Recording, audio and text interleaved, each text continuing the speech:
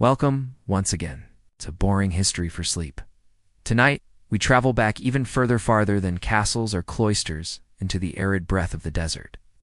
To the slow curve of the Nile and the sun-baked rhythms of a civilization both ancient and enduring.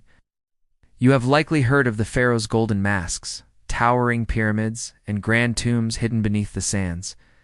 But that is not where we will begin. Tonight we will explore a different story. Story of those whose names were not carved in stone, who left no treasure behind, only footprints in riverbank mud and faded lines on papyrus. We will walk through the fields with the Egyptian peasant, wake with them before sunrise, listen to their prayers to humble gods, and feel the weight of baskets, taxes, and silence. We will then drift toward other corners of this rich and layered society. The viziers, the workers of Deir el-Medina, the tomb painters, the astronomer priests, the harpists, and the scribes. And, as always, we will move gently, slowly, without rush, letting the story of the Nile unfold like the annual flood, quiet, persistent, and utterly timeless. So take a deep breath. The stars above Egypt are the same stars that wheel above you now. Let us begin. Segment 1. Why you wouldn't last a day as an ancient Egyptian farmer. Imagine this. You rise well before the sun. Your limbs sore from the day before, the air still cool, but already tinged with dust. You are a peasant along the Nile, one of millions, your name unwritten, your labor eternal. There is no comfort to your morning, but there is routine. You sleep on a reed mat in a mud brick home. Your family is already stirring. Thin meal, perhaps bread from emmer wheat, or porridges shared quietly. There is no furniture to speak of. No privacy. No escape from the heat that is already beginning to build. Your tools are simple. A wooden plow, pulled by oxen, if you're lucky.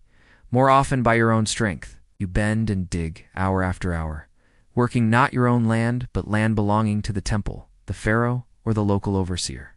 The soil is rich, yes, the Nile floods have blessed it. But you are at the mercy of calendars, gods, and scribes who come to tally your grain, and the taxes. Always the taxes. Each season, a man in a linen kilt arrives with a scroll and a pen made of reed. He counts your sacks of barley, your bales of flax. If there is less than expected, if a sandstorm came, or the locusts, you still pay. If not in grain, then in labor. If not in labor, then in lashes. There is no justice, only survival. And yet, life continues. Your children splash in the canal. Your wife bakes bread in a clay oven built into the earth. You offer a prayer to Toret, goddess of childbirth, or to Hapi, god of the flood, whispering for mercy. There are moments of joy, a local festival, a cup of beer shared under palm shade, a reed flute playing somewhere nearby, but the rhythm never stops, your hands are never clean, your back never straightens fully. And so, if you imagine yourself in this world, barefoot, bent, sunburned, but alive, know that it is a life of cycles, of quiet endurance, of ritual and repetition. It is not glorious. It is not golden, but it is real. And it built the pyramids, the temples, and the stories we tell still today. Segment 2. The life of a scribe. Papyrus, power, and ink. Let us now step out of the sun-drenched fields and into a space more shaded. A chamber near the temple or government office. Inside, the scent is different. Here not sweat and earth, but papyrus, ink, and oil lamp smoke. This is where the scribe works. In ancient Egypt, to be a scribe was to rise above the dust of daily toil. It was not merely a job, it was a station, a privilege, a gateway into the administrative heart of an empire. Imagine yourself sitting cross-legged on a woven mat for you. A writing board, a palette of black and red ink, and fine brushes made from rushes. Your scroll is made of papyrus rolled tightly, its surface smooth and fibrous. The first lines must be perfect, even controlled. You were trained from childhood, likely at a school attached to a temple. You learn the hieratic script, a cursive shorthand of the more famous hieroglyphs. You memorize not only characters, but formulas, phrases of devotion, legal constructs, grain inventory terms. Your body, though not used in labor, still aches. Hours of careful posture, eyes strained, fingers ink-stained. Mistakes were not tolerated. Papyrus was expensive, and ink could run with a single, misplaced breath of wind. You do not speak much during the day. Your master may dictate a list of goods for a storehouse, Or perhaps you're copying a hymn for temple recitation, or writing a letter on behalf of a landowner, or calculating the yield of barley expected from a village you'll never see. With each stroke you hold power. Record births, deaths, laws, taxes, prayers. Grain flows through the land, but ink flows through the state. And you, the scribe, are its quiet vessel. Others bow their heads to priests or nobles, but when they need something remembered, proven, or authorized, they come to you. And still, the work is repetitive, meticulous, unseen.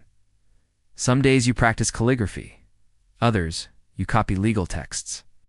Sometimes in the margin of a scroll, you might draw a cat or write a line of satire just for yourself. You eat simply bread, figs, a bit of cheese, maybe some salted fish if you're fortunate. If you go home late, your fingers stained, your mind filled with symbols, you dream not in pictures, but in ink. And when you age, your eyes will weaken, your hands will tremble, and you'll train someone else, just as you were trained, your legacy. It will not be in statues nor tombs. It will be in scrolls that no one knows you wrote. In tax ledgers, love letters, hymns to the sun, in contracts for cattle and curses against thieves, in the quiet infrastructure that held Egypt together for 3,000 years. So now as you rest, imagine the soft rustle of papyrus, faint smell of ink and oil, the scratching of a stylus under a flickering flame. You do not rule, you do not pray, but you remember. And in Egypt, that was everything. Segment 3. The Mystery of Deir el-Medina, Secrets of the Tomb Builders.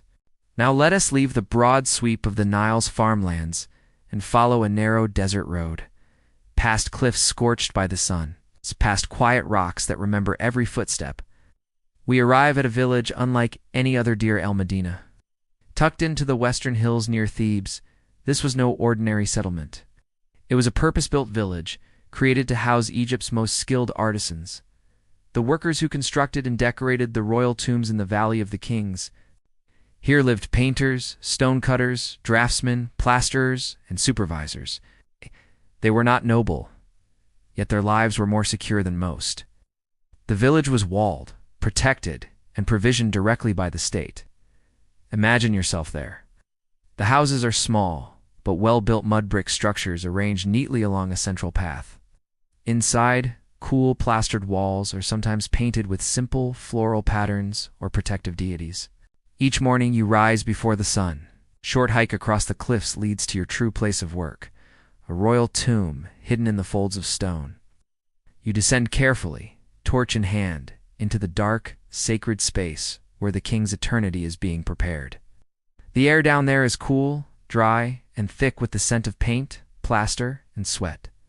You work in near silence, your brush guided by lines laid out by the chief draftsman. The scenes are precise. Solar boats, gods with animal heads, spells from the Book of the Dead. Mistakes are unacceptable. These images are not art, they are spiritual architecture, intended to ensure the king's safe passage to the afterlife. Your materials are ground minerals, malachite for green, ochre for red, lapis for blue, brushes made of reeds, a small water jar beside your feet, a torch casting flickering shadows on the wall. And yet, despite the gravity of the task, there is humor in your community. Back in the village, graffiti appears on rocks, jokes, love notes, lewd cartoons. Astraca are used to write casual messages, sketches, and even complaints. You have time off. The state allows for rest days and festivals. You are paid in kind. Food, beer, linen, oil. Your family is here. Your children play under the watch of Hathor, protector of the West. And still, things are not perfect. The village experiences strikes some of the earliest recorded labor protests in history. When wages are delayed, you and your peers lay down your tools and demand fairness. Your names are recorded. You are remembered not only for what you built, but for how you lived. Archaeologists, centuries later, would unearth your homes, your letters, your sketches, and dreams. They would read of your neighbors' disputes, your offerings to the gods, the poems you wrote for your wife. You were not royalty. You were not poor. You were in between in status, in geography, in eternity. A craftsman in the king's service, a ghost in painted walls. So now, as you close your eyes, Picture that tomb half-finished, echoing with the whisper of pigment against stone. Picture your hand, steady in the dimness, painting the face of Osiris. And know that in that quiet space, far from the bustling Nile, you helped build a dream meant to last forever. Segment 4. Inside the Temple. Priests' Rituals. In sacred duties, let us now step across the wide stone forecourt of an Egyptian temple, its towering pylons casting long shadows in the morning light. The walls are carved with gods, kings, and cosmic battles, but beyond the monumental facade lies a quieter world. A world not of grand ceremonies for the crowds, but of daily ritual, hidden behind sacred doors, where priests move in silence, veiled in incense and linen. Imagine the hush as you enter. You are a Wab priest, newly initiated, your head shaved, your garments pure. You've fasted, washed in sacred water, and spoken no idle words since dawn. Your task is not to preach, nor to lead masses, but to serve the gods with exactness and devotion. Each temple is a microcosm of the universe. Its floor represents the earth, the ceiling, the sky. The columns, papyrus reeds of the primeval marsh. At its heart, through ever-deepening halls, lies the naos, the shrine where the god's statue rests. This image is not decorative, it is divine. The god lives within it, inhabits it daily, and must be cared for as one would a living being. And so, the ritual begins. You rise before the sun. At first light, you enter the sanctuary, alone or with a small group. The inner doors are opened.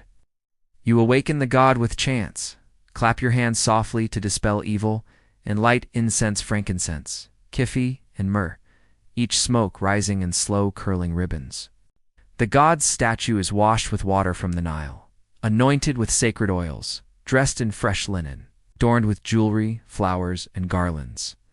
A mirror is held to its face to reflect the first rays of the sun. Offerings are placed, bread, fruit, wine, meat, not for feasting, but for honor. And after a moment of reverence, the god is allowed to rest again gently, silently. The door is closed.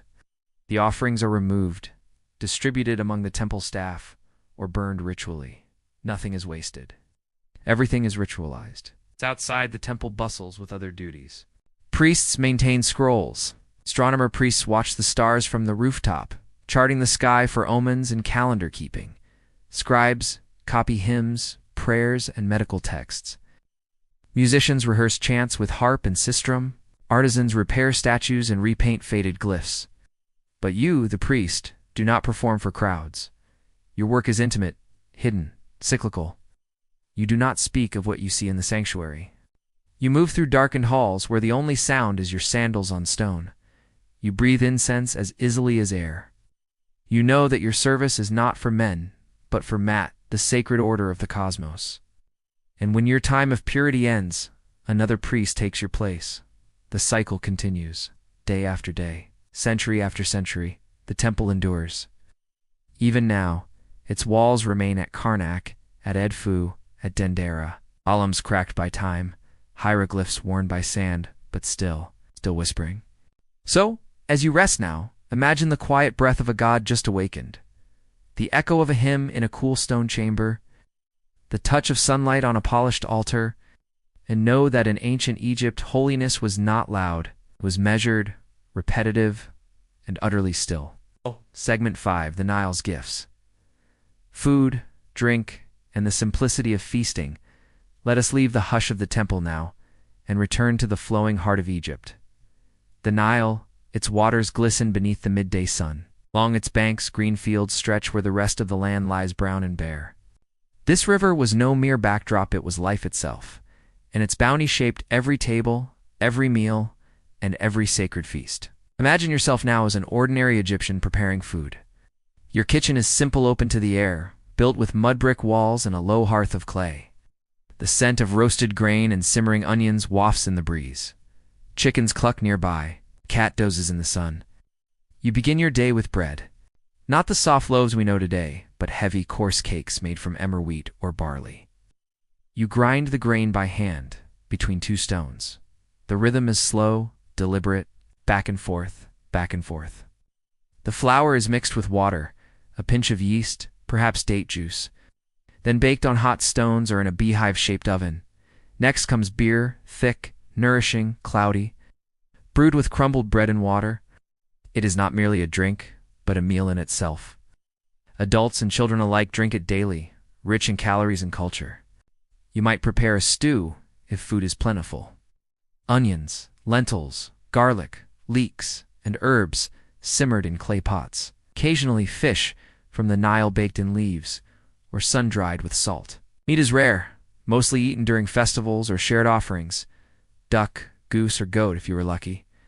There are dates and figs too, honey in small amounts, salted fish, sometimes fermented, flax oil for cooking, and herbs gathered from field edges, dill, coriander, fenugreek.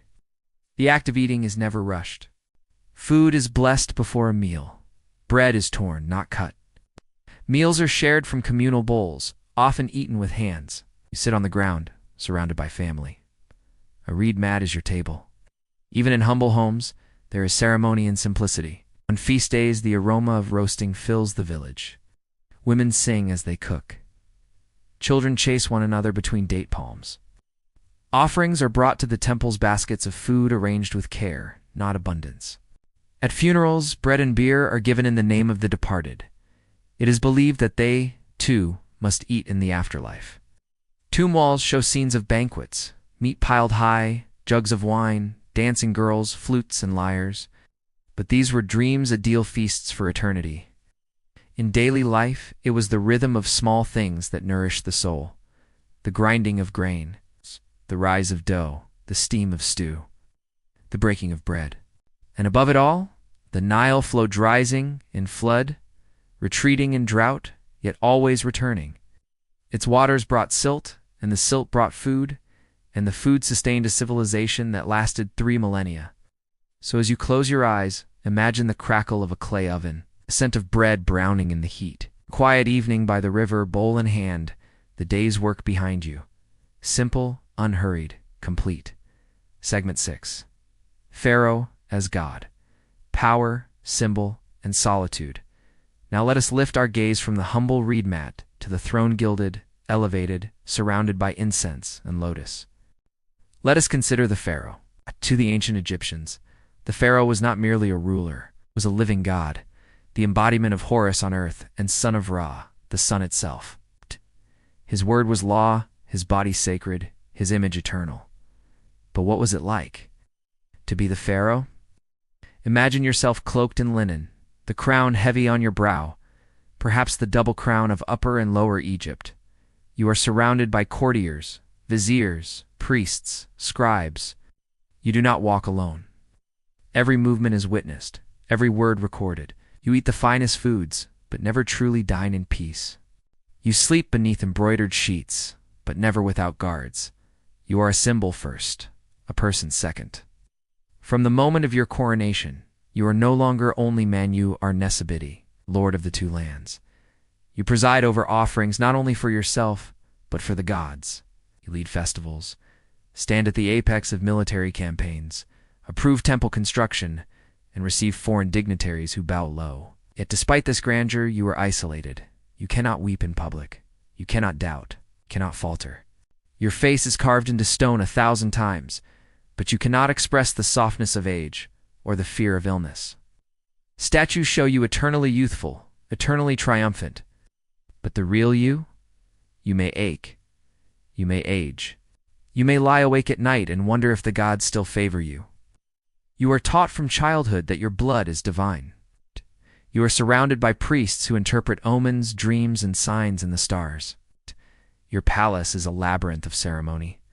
You wear perfume of myrrh and cinnamon, and your sandals are made of leather dyed with saffron. But perhaps on certain days you yearn to walk alone beside the Nile, to feel sand between your fingers, to hear a song without it being performed for you. Pharaohs were often patrons of beauty art, architecture, and writing. They commissioned tombs that mirrored the cosmos. They left behind inscriptions declaring their victories, their devotion, their divine right. But behind those proclamations was a human heart, a heart that beat fast in battle, that broke in grief when a wife or son died, that feared betrayal from within its own court. And yet, the illusion had to hold. Even in death, the pharaoh did not simply pass on. He ascended. He became Osiris, lord of the underworld. His tomb was not just a burial, it was a machine for immortality, stocked with spells, statues, and sacred objects. He ruled in life. He ruled in death. So as you lie still now, imagine the hush of the palace at night, the flickering light of oil lamps, the distant sound of the sistrum from the temple, the weight of eternity pressing gently on your shoulders. You are God. You are King. You are alone. Segment 7. The Afterlife Journey. Death. Mummification. In the field of reeds, let us now pass from the world of the living into the world of the eternal passage, so deeply rooted in the Egyptian soul that death itself was never an end, but merely a door. The ancient Egyptians spent their entire lives preparing for the afterlife. It was not feared, but studied, mapped, imagined, and written about in long, careful detail. Imagine yourself at the threshold. Your body has grown still. The wailing of mourners has softened. Allah. You are now the subject of quiet ritual, your corpse treated not as flesh to be buried, but as a vessel for the soul's journey. Mummification begins. Priests wrap your body in linen layer by layer. They anoint your skin with sacred oils. Your organs are removed and placed into canopic jars, each guarded by one of the 4 sons of Horus. Your heart is left inside, for it must be weighed. Your body is carefully dried with natron salts, then wrapped with charms, amulets, and prayers. The eye of Horus is placed over the chest, a scarab placed near the heart. The wrappings take days, sometimes weeks. Every fold has meaning. All of this to preserve the body for the soul's return. See, to the Egyptians, the soul was not one thing, but many. The Ka, your life force. The Ba, your personality, depicted as a bird with a human face. The Ak, your spirit, transformed through ritual, and so begins your journey through the Duatha underworld. It is a landscape of mystery and danger. You pass through gates guarded by serpents.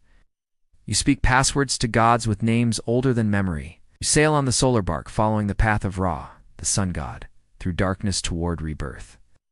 The most solemn moment comes at the Hall of Two Truths. Here stands Anubis, jackal-headed, weighing your heart on a scale. On the other side rests a feather, the feather of Mat, the principle of cosmic order. If your heart is heavy with wrongdoing, it is devoured by Amit, the eater of souls, a creature part lion, part crocodile, part hippopotamus. But if you are pure, you pass into the field of reeds. It is paradise, a mirror of life, but perfected. Crops grow without labor. Water flows without flood. Families are reunited. Music is played beneath fig trees. There is no death here, only peace. You may still own land, sailboats, 10 gardens. You live on forever in a version of the world you once knew. Only now there is no suffering. And yet all of this only happens if the rituals are done properly, if your name is remembered, if your body is intact, if the right spells are said. That is why tombs are filled with inscriptions, chapters from the Book of the Dead, the Book of Gates, the Amduat. These texts are not symbolic, they are maps, manuals, guides for the soul's journey. Even the tomb paintings serve this purpose. Cow guides the sun through night. A scarab rolls it into dawn. Your soul walks between gods who offer bread and beer, light and rebirth. So as you lie still now, imagine that gentle bark floating across calm waters beneath stars. You are surrounded by lotus blossoms. The air smells of frankincense. You are whole, unburdened, ageless. The sun will rise again, and you, eternal now, will rise with it. Segment 8. A day in the life of a temple musician. Let us return once more to the temple, this time not as priest or scribe, but as a musician, a bearer of sound in a world ruled by silence and symbol. In ancient Egypt, music was not for entertainment alone. It was sacred. It was offerings and vibration, played not for crowds, but for gods. The temple musician did not perform to applause, but to attune the air to the divine. Imagine yourself rising with the sun. You are a woman. Perhaps many temple musicians were female, dressed in a pleated linen dress. Gold earrings in your ears, your hair braided with care. You walk barefoot through the corridors of the temple, carrying a sistrum, a sacred rattle shaped like a handle with a looped top. It is not a loud instrument. It shimmers, hums, jingles. Your role is part of the daily temple ritual. When the god is awakened, when the incense is burned, you stand nearby and play not with flourish, but in rhythm. Each shake of the sistrum is a gesture of life, meant to gladden the god's heart. Alongside you, a harpist strums slowly. Another musician plays a flute, carved from reed or bone. Ow. The melody is repetitive, almost trance-like. It is meant to quiet the mind, to open a channel between the divine and the earthly. Music is believed to drive away evil. In your hymns, the gods are called with phrases like, "Come in peace, O Great One," or "Awake, you who sleep. The light returns." But your day is not limited to performance. You also practice. You tend your instrument, tightening harp strings, reshaping the sistrum's metal rods, polishing its frame. You learn new chants, memorize poems that have been passed down for centuries. Some hymns are sung in Middle Egyptian, a language already ancient to your ears. There are festival days, too. During the Feast of Opet, or the beautiful Feast of the Valley, you join a procession. Your feet walk in time with the drums. Play as sacred statues are carried from temple to temple across the Nile, accompanied by priests, dancers, and citizens, bearing flowers and palm branches. You do not speak much. Through your music, you speak for the soul of Egypt. At home, your life is modest. You may be part of a temple household, your food provided by offerings. You eat figs, lentils, flatbread. You rest on woven mats and bathe in perfumed water on festival days. And when night falls, you sing softly to yourself a hymn to Hathor, goddess of beauty and music, whose mirror you carry in your heart. You are not wealthy, you are not powerful, but your sound ripples through stone corridors that have stood for centuries. Your voice echoes into eternity. So now, as you close your eyes, hear the gentle shake of the sistrum, the distant rise of a harp, soft voice chanting beneath stars. In ancient Egypt, music did not fill space. It created it. Segment 9. The village and the vizier, bureaucracy, power, and quiet control. Let us now walk away from the temples and tombs and into the offices of power. Not the throne room, nor the battlefield, but into the quieter, paper-filled corridors of administration. Here, decisions are made not with swords, but with scrolls. The man who sits at the top of this world is the vizier. Imagine a building made of stone and plaster, cool inside despite the desert heat. Its windows are narrow slits. The rooms echo with the scratch of red pens and the low murmur of men reciting lists. You are in the bureaucratic heart of Egypt, and at its center sits the vizier. He is the chief administrator, second only to the pharaoh, and his responsibilities are immense. He oversees taxes, justice, agriculture, labor, temple building, tomb construction, even flood prediction. His office is never quiet. It is carefully orchestrated order. Picture the vizier now seated cross-legged behind a low desk surrounded by scribes. He is wrapped in immaculate linen, a scroll open before him. His eyes scan columns of symbols, harvest reports, grain tallies, worker assignments, temple expenditures. He does not raise his voice. He does not rush. Listens, weighs, records, signs. And though he rules no army, he commands enormous influence. Out in the villages, his policies ripple like wind over water. A farmer plowing his field is unknowingly fulfilling a plan crafted in the vizier's chambers. A bricklayer in the tomb complex works according to schedules drawn up in a government archive. A dispute over water rights between two neighboring fields is settled by laws that pass through the vizier's seal. The vizier knows Egypt, its rhythms, its boundaries, its families. His scribes maintain archives so vast and old they stretch back generations. The vizier also oversees justice. He hears legal cases, sometimes simple matters, sometimes disputes between temple estates or noble families. He consults legal codes, precedent, priestly advisors. He is bound not by emotion, but by mad, the sacred principle of balance, fairness, and truth.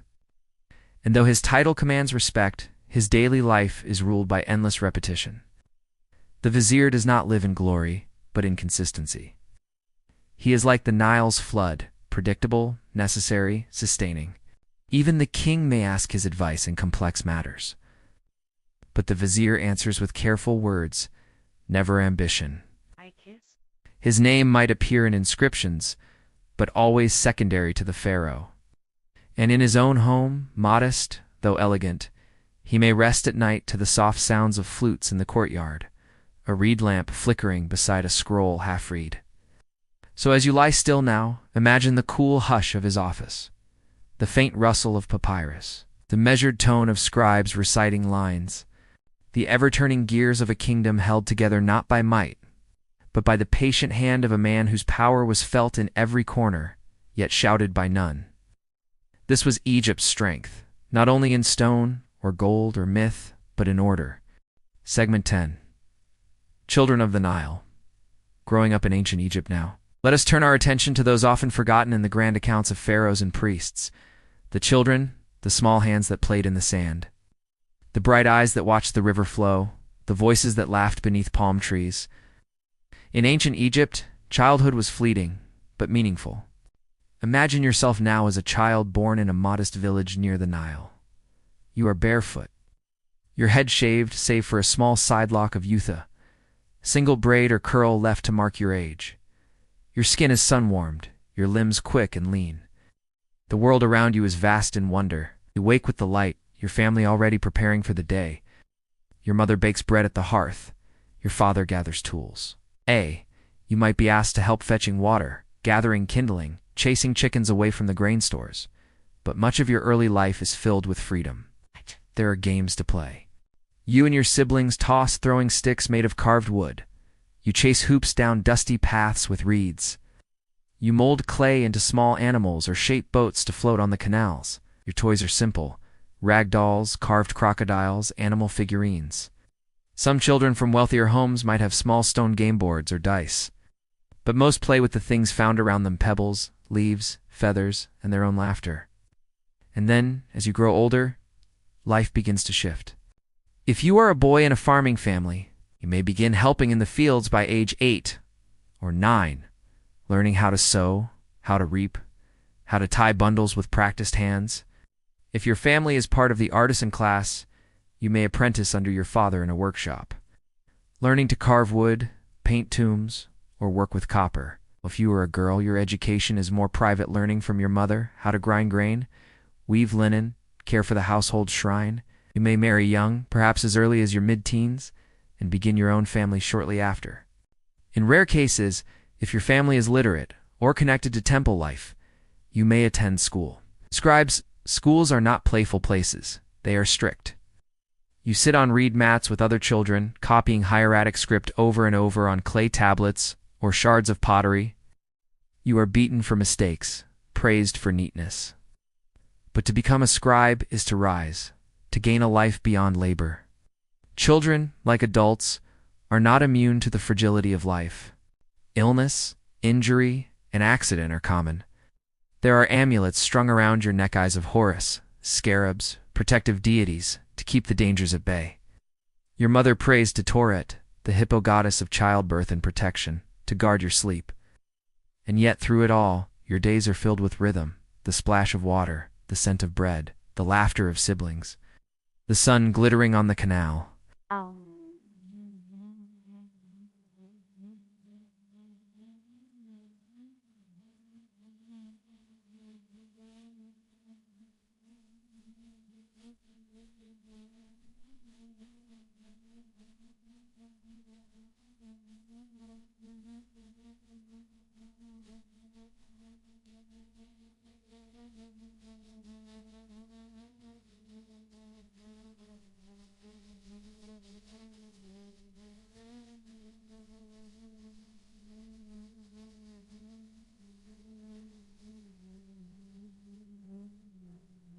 Wetter out the bebal, I'm on my way. You only know the warmth of your father's voice, the hum of bees in the reeds, and the stories whispered to you at night, of gods who sail the sky, of spirits who walk in dreams, of a river that always returns. So as you rest now, imagine your young self nestled on a woven mat, the stars bright above your village roof. A breeze moves through the palms, and your eyelids grow heavy. In ancient Egypt, even the smallest life carried the weight of eternity. Segment 11. Sacred animals and everyday companions, the animals of ancient Egypt. Now, let us shift our gaze from the homes of people to the lives that shared those spaces, the animals of ancient Egypt, revered and relied upon, worshipped, and worked alongside. In this world, animals were not simply background, were symbols, companions, and often messengers of the divine. Imagine a courtyard at dawn. A cat slinks through the shadows, her steps silent, her eyes sharp. She is not a pet in the modern sense, but a guardian of grain stores, of homes, of spirit. To harm her is a crime, to bury her properly is a sacred act. She is associated with Bastet, the feline goddess of protection, music, and grace. In wealthier homes, cats are adorned with gold earrings, fed choice meats, even mummified upon death. In ordinary villages, they are cherished, fed scraps, watched fondly as they leap between rooftops. Oh, listening. Now listen to the bray of a donkey, somewhere down the road. These sturdy creatures are the workhorses of the Egyptian countryside, carrying water jars, pulling carts, treading threshing floors. They are not glamorous, but they are essential. Their loyalty is unspoken. Their labor, unending. Next, the cattle plodding through the fields, their horns wide and slow. They are wealth, meat, milk, leather. Their hides are tanned into sandals, their bones carved into tools. They are offered in tombs drawn lovingly in art, always plump, always calm. And then there are the birds' ibises, geese, ducks, and falcons. Ibises, with their long curved beaks, were sacred to Thoth, god of wisdom and writing. They are raised in temple compounds, mummified by the thousands, their bodies placed in clay jars and buried in vast underground galleries. Falcons, swift and majestic, represent Horus, the sky god. The pharaoh is often depicted with a falcon's head, or accompanied by a falcon in flight, eyes keen, wings poised. In homes and marketplaces, dogs serve as guards and hunters. They are named, sometimes buried with their owners, depicted on tomb walls chasing game through marshland. The bond is ancient, simple, and enduring. And what of the stranger creatures? Crocodiles, lurking in the Nile's bends, both feared and worshipped. Sobek, the crocodile god, ruled fertility and military might. Temples were built in his name. In some, mummified crocodiles were displayed draped in linen, mouths open in eternal stillness. Hippos, massive and powerful, dangerous to fishermen, yet represented in small household charms. The goddess Toret, protector of childbirth, bore the form of a pregnant hippo with a lion's limbs and crocodile tail, fearsome in form, gentle in intent. Even the humble scarab beetle, rolling its ball of dung across the sand, becomes sacred. It represents Khepri, the rising sun, rebirth, movement, creation. Scarabs are carved from stone and worn as amulets, placed in tombs, etched with spells. In Egypt, to live was to live with animals in worship, in partnership, in respect. Their images appear in every temple, every tomb, every amulet and scroll. They are part of myth, of ritual, of life's daily rhythm. So as you lie in quiet now, imagine the rustle of wings at twilight, the soft purr of a cat curled at your feet, the low murmur of cattle in the night. The Insis ancient land, all creatures had meaning, all breath was sacred. Every life, whether winged or walking, was part of the same great cycle. Segment 12. Desert roads and river boats. Trade and travel in ancient Egypt. Let us now step away from the home, the temple, the two-manned venture outward, beyond the villages, past the date palms, across the flowing Nile and into the horizon, where roads vanish into golden light. In ancient Egypt, travel was not undertaken lightly, but it was constant for work, for trade, for pilgrimage. And always the journey followed two great paths, the river and the desert. Imagine now the morning sun rising over the Nile. You stand on the deck of a small wooden boat, its sail catching the soft wind. The river is wide and slow, its surface dappled with light. Lotus flowers bob near the shore. Fishermen pull in their nets, children wave from the reeds. This is the lifeblood of Egypt, and your route is clear. Traveling north, you float with the current. South, you sail with the wind. Boats of all sizes drift by, reed canoes, cargo barges, ceremonial vessels with painted hulls and linen canopies. Your own boat is loaded with grain, pottery, linen, or incense. A small shrine sits near the mast. You pour a libation to Hapi, god of the river, and begin the day's journey. Trade is steady, deliberate. At way stations, scribes record your goods. Guards check for bandits. You stop at temples to make offerings for safe passage. The air smells of mud, wood, and sun-warmed rope. And then, sometimes, the road turns inland. You disembark, joining a caravan across the desert. Donkeys carry jars of oil, bags of natron, bolts of linen. The desert wind is dry. Your sandals kick up red dust. At night, you camp beneath stars so bright they feel close enough to touch. This desert road may take you to a quarry, where men carve limestone and granite, or to a copper mine in Sinai, where workers chip through blue-veined rock under the harsh sun. Or perhaps to the gold fields of Nubia, where the stone glitters with fortune and danger. Each route is guarded, for bandits lurk in the high passes, and water is scarce. Out carry dried dates, salted fish, water skins. You know the names of every well and rest stop. The farther you go, the more the landscape changes. To the north, you reach the delta, lush and marshy, home to papyrus cutters and bird hunters. Beyond lies the Mediterranean, and ships that bring cedar from Lebanon, wine from Canaan, copper from Cyprus, and lapis lazuli from lands even farther still. Egypt trades with the world. Obsidian, ebony, ivory, and incense from the south. Silver and timber from the north. Glass beads, jewelry, tools, spices. And always in return, Egypt gives grain, gold, linen, and stability. But even those who never leave home feel the effects of trade. A necklace of imported faience in a village girl's dowry. A jar of foreign perfume placed in a tomb. A story told by a traveler at a market, speaking of snow in the mountains or purple dye from beyond the sea. So as you rest now, picture the gentle motion of a boat beneath you, the creak of wood, the slap of rope, the cool spray of the Nile's mist on your face. You're part of something far-reaching, yet always returning. The river flows, the road wins, and Egypt endures. Segment 13. Magic and Medicine. Healing the body and spirit in ancient Egypt now. Let us turn inward toward the body, the breath, the unseen forces that shaped health and illness in the ancient world. To live in Egypt was to live surrounded by mystery and meaning. And nowhere was that more evident than in the practices of healing where medicine and magic flowed together like the Nile and its canals. Imagine yourself falling ill. A fever, a toothache, a wound that will not close. Your family gathers around you, concerned but not panicked. Help is near. ASWNW, a physician, is summoned. He arrives not with haste, but with calm purpose. He wears a linen tunic, carries a small pouch of toolstone blades, bronze instruments, a reed pen for notes. But more than that, he carries knowledge passed down over centuries. Medicine in Egypt is both scientific and spiritual. The physician may examine you by sight, touch, and scent.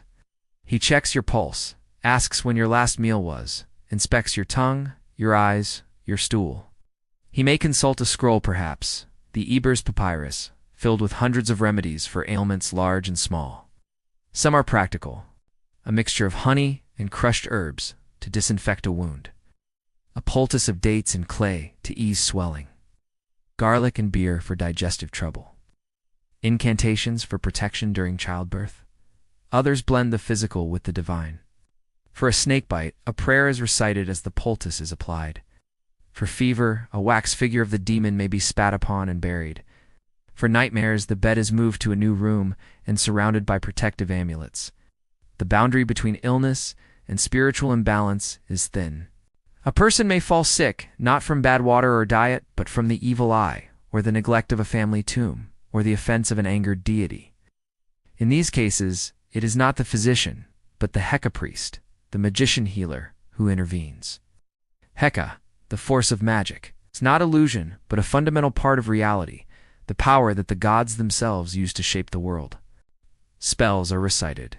Symbols are drawn in ochre and water. Protective figures, hippo's eyes, scarabs are placed near the bed. Music may be played to soothe the spirit. And always the presence of mat balance orrery is invoked. Some ailments are feared more than others. Toothaches are common and cruel due to the grit in Egypt's bread. Blindness, too, from sun and sand. Women face danger in childbirth. Children often fall ill. But through it all, the culture responds not with panic, but with ritual. Healing is slow, deliberate, sacred. Even death is not a failure. It is a transition, guided by proper rites and remembered names. So as you lie still now, feel the cool cloth placed on your forehead, hear the soft murmur of a prayer, smell the sharp tang of frankincense and myrrh. Outside, the Nile flows. Inside, balance is being restored. In ancient Egypt, to heal the body was to soothe the soul. And in that, they were perhaps not so different from us. Let's go. Flood and famine. Flood and famine. The fragile balance of Egyptian agriculture. Let us now return to the land itself. The deep, dark soil of the Nile's edge is the heart of Egypt's power and its greatest vulnerability. Ancient Egypt was, above all, a land of agriculture. And while the kingdom's temples and monuments still stand in stone, it was the yearly rhythm of farming that truly sustained the civilization. Imagine now that you are a farmer. You wake before dawn, your body already knowing the day's demands. The air is cool, your tools plow, sickle, basket rest where you left them the evening before. The fields stretch before you, green and silent, waiting for the cycle to begin again. But this cycle depends entirely on one thing: the flood. Each year, in early summer, the Nile begins to rise. Its waters swell from rains far to the south, in lands you'll never see. Slowly, steadily, the river overflows its banks and spreads across the floodplain, soaking the earth, depositing rich black silt. You watch and wait. If the flood is just right, it brings nourishment, fills canals, replenishes wells, and coats the fields with the fertile layer that allows barley and emmer to thrive. But if it is too low, crops will fail. Wells dry, the soil cracks. Hunger begins to whisper. And if the flood is too high, it destroys what it brings, washing away homes, drowning livestock, leaving rot and ruin behind. The balance is delicate. Scribes record the height of the flood on millimeter stone markers, etched with measurements. These readings are sent to the pharaoh's officials, who determine how much grain will be taxed, how much labor will be demanded, how many mouths must be fed. And so, your labor follows the river's lead. After the floodwaters recede, you and your family begin to plow the wet earth, using wooden plows pulled by oxen. You sow seeds by hand, casting them into the furrows. You tend the crops as they grow, watching for pests, repairing canal walls, praying for good weather. The harvest comes in Shamu, the dry season. You cut the barley with sickles, gather it into sheaves, thresh it by beating the grain with sticks. The chaff is separated with baskets and wind. You haul your share to the granaries, knowing the rest goes to the state, to the temples, to the workers who build the monuments. In good years, you eat well. Flatbread beer, lentils, dates. In bad years, you tighten your belt. Sell livestock. Stretch each meal. You remember stories your father told, the great famine that lasted 7 years when the river did not rise at all. You fear the signs, a red sun, dry winds, dying cattle. The gods must be appeased. Offerings are made to Hapi, god of the Nile.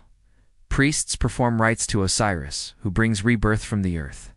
You leave jars of beer at the temple steps. You whisper thanks when the flood is generous, and plead softly when it is not. For all their grandeur, the pyramids were only possible because the soil below them produced food. And that soil was only fertile because the water came. So as you rest now, picture the fields wide and flat beneath the stars. The hush of reeds in the evening wind, the scent of damp earth, still warm from the sun. In ancient Egypt, life was not carved in stone. It was grown from mud. Segment 15. The eternal gaze, tombs, memory, and the weight of legacy now. We come at last to the stillness of stone, the hush of dust, the enduring silence of the tomb. For the ancient Egyptians, death was not merely a passage, but a responsibility not just for the soul, but for the living. The tomb was more than a burial site. It was a house of eternity, crafted to outlast the flesh, to hold memory and identity beyond time. Imagine yourself walking through a narrow rock-cut corridor. The light dims, the air cools. The walls begin to speak not with sound, but with painted symbols, carved images, and flickering shadows of gold leaf. You are not in a place of sorrow, but of order, a carefully constructed message to the gods, the ancestors, and the universe itself. Here lies a man or a woman whose name must be spoken, whose life must be remembered, whose Ka, whose Ba, whose Ak must find their way. The tomb begins long before death.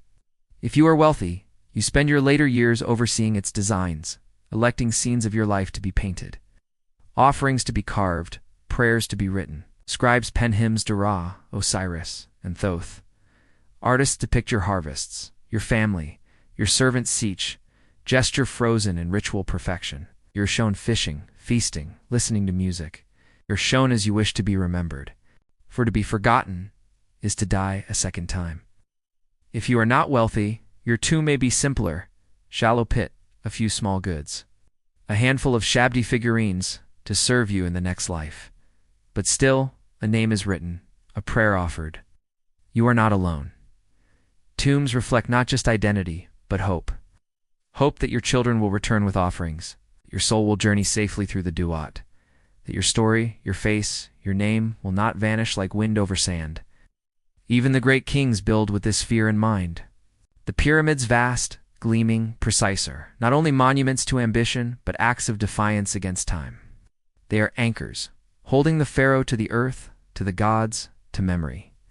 Inside, the corridors twist, the chambers narrow, the sarcophagus rests in absolute stillness. But no tomb, however grand, is eternal. Many are robbed, many forgotten. Some collapse, others are uncovered, millennia later by hands unfamiliar with their prayers.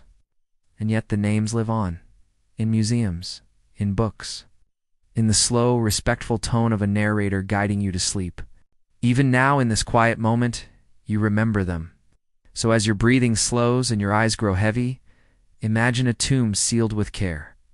A lamp flickers, incense burns. A door closes behind you with a soft sound, final and yet comforting. You are remembered. You are at rest. You are part of the rhythm. In ancient Egypt, to be remembered was to live forever. And now, the journey draws to its close. We have drifted down the Nile together through reed-choked canals and temple shadows, across golden fields and into the echoing silence of the tomb. You have stood in the sandals of a sailor, a priest, a mother, a scribe. You have walked with the humble and the powerful. You have breathed the incense of the gods and felt the weight of stone upon your chest.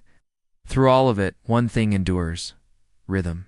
The steady, flowing rhythm of ancient Egyptian life, of sun and flood, of planting and harvest, of birth and burial, of the rising and setting of stars that still glow above us.